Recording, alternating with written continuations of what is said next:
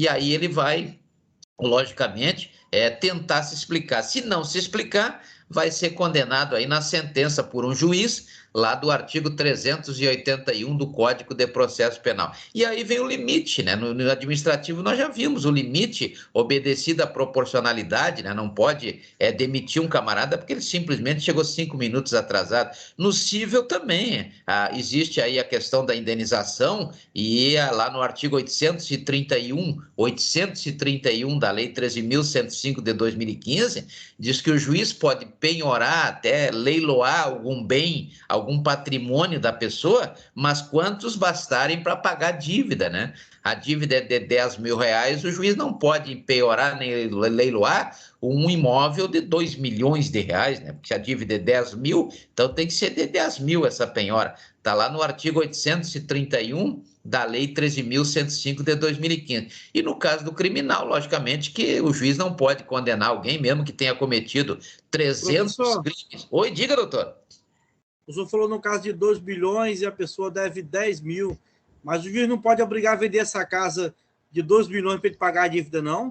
E ele comprar uma casa mais barata para ele? Sim, claro. Aí vem o processo de penhora, né? Tem 3 dias para pagar a dívida ou oferecer bens à penhora, porque a pessoa que está sendo executada nos termos do artigo 783 da própria Lei 13.105 de 2015, ela vai ganhar um prazo, né? Ou ela vai oferecer, olha, não quero que penhore a minha casa, mas eu quero que penhore aí, ofereça um carro a ser penhorado. Logicamente que o juiz poderá fazer isso, sim, vender, desde que o preço não seja vil, né? Vil é aquele preço bem abaixo do mercado, né? Então também não pode gerar prejuízo.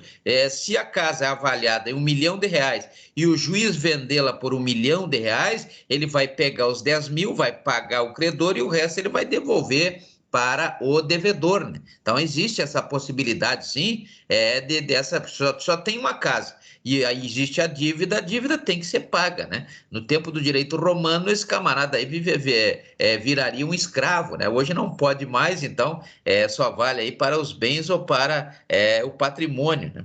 Diga, doutor. Não é só isso mesmo, professor, porque não fica injusto, né? O camarada deve a dívida, porque ele pode alegar que a casa é de herança, não sei o quê, né? Alguma coisa assim, né? De sentimento e tal. Bem de família, né?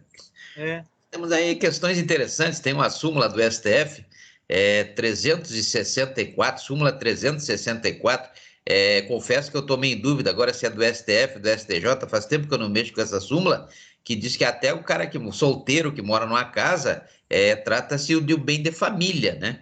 Mesmo solteiro, bem de família solteiro, né? Tem as chamadas, os bens que são impenhoráveis, como é o caso do bem de família, da Lei 8.009, né? Lei 8.009, dê uma olhada nessa Lei 8.009, que é bastante interessante. Então, essas casas não podem passar por esse processo por serem impenhoráveis, né? Só que tem um detalhe, depende do processo, né? O camarada também não é porque ele tem só uma casa que ele vai sair por aí fazendo dívida com a má fé de não pagar, né? Então veja que existe aí uma série de discussões aí durante o devido processo legal e aí depende da comprovação. Por isso que nós temos a balancinha. A balancinha é para isso, né? Quem está acusando vai colocar as provas de um lado, quem está defendendo vai colocar as provas do outro lado e o juiz vai fazer o balanço e vai ver para que lado que vai pender essa balancinha aí. Por isso é o símbolo do direito, né? Então vejam que é uma questão bastante interessante, por quê? Porque tem alguns bens que são impenhoráveis, mas essa impenhorabilidade, na maioria dos casos, ela não pode ser absoluta por entendimento realista, porque senão vai criar aquela figura do cara que compra de má fé, né? Ele já compra sabendo que ele não vai pagar e que ele vai continuar morando na casa dele tranquilamente por ser um bem de família. Isso é uma questão que os senhores vão estudar lá em processo civil e é bem interessante ser analisado isso, porque é uma prática recorrente aí das pessoas. Então, é muito boa a sua pergunta nesse sentido aí. E no criminal também, né? Nós sabemos que o juiz não pode aplicar. Diga. Vá falando aí que a minha garganta tá meio ruim. Hoje eu tô querendo escutar mais do que falar. Não, professor, porque ficou aberto meu microfone aqui, eu não tinha prestado atenção aqui. Então, na verdade, assim, no criminal também, no criminal, na infração criminal também, né? O cara mata 200 pessoas, o juiz não pode aplicar, por exemplo, uma prisão perpétua, né? Não existe a possibilidade da prisão perpétua, do trabalho forçado, do banimento, né?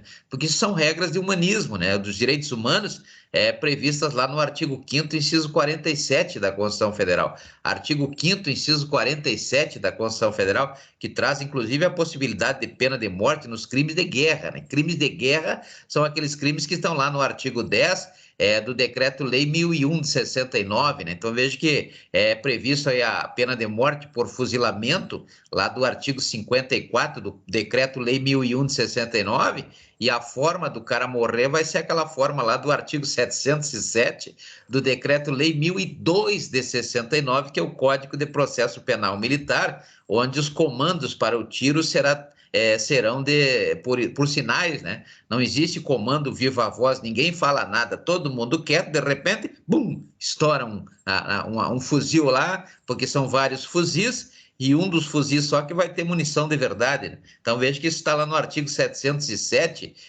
do Decreto-Lei 1002 de 69. Então nós temos limites a serem seguidos. E a administração pública, por que eu estou falando isso? Exatamente porque a questão é essa, né? A administração pública ela tem essa função.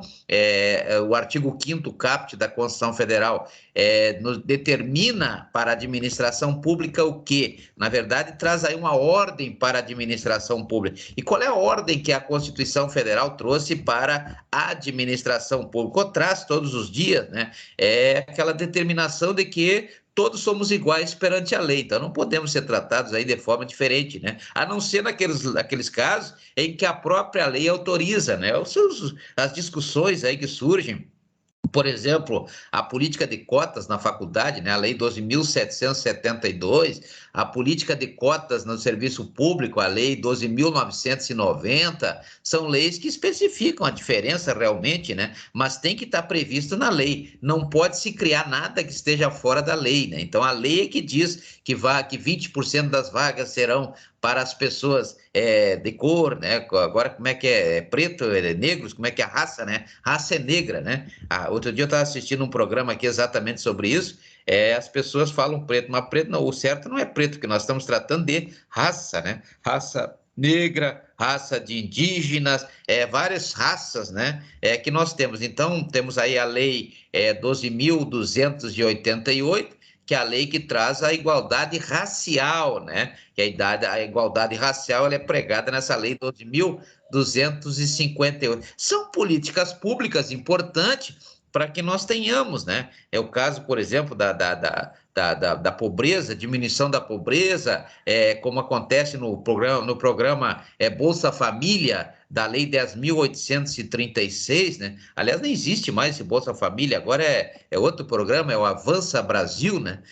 Da Lei 14.118, se não me engano, ou a Lei 14.245, são leis que trazem políticas públicas para diminuir a desigualdade social e até a desigualdade regional, como prega o artigo 170 da Constituição Federal. É importante isso porque esse é o papel da administração pública nas 3 esferas. Então, a administração pública ela tem que primeiro pensar assim, pô, todos são iguais perante a lei, né? E essa lei, então, o estabelecimento desse contrato social deve ser nesse sentido, né?